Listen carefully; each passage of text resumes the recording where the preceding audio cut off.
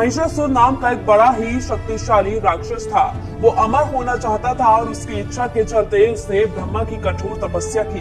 ब्रह्मा जी उसकी तपस्या से खुश हुए और उसे दर्शन देकर कहा कि उसे जो भी वर चाहिए वो मांग सकता है। महिषासुर ने अपने लिए अमर होने का वरदान मांगा।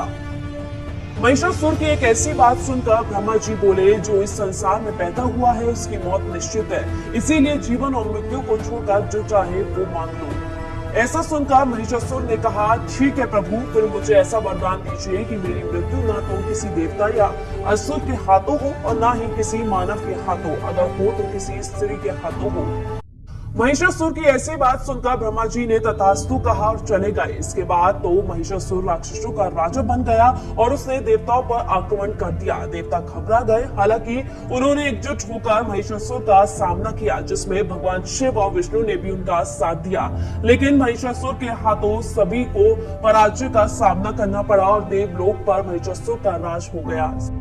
महिषासुर के रक्षा करने के लिए सभी देवताओं ने भगवान विष्णु के साथ आदि शक्ति की आराधना की। उन सभी के शरीर से एक दिव्य रोशनी निकली, जिसने एक बेहद खूबसूरत अप्सरा के रूप में देवी दुर्गा का रूप धारण कर लिया।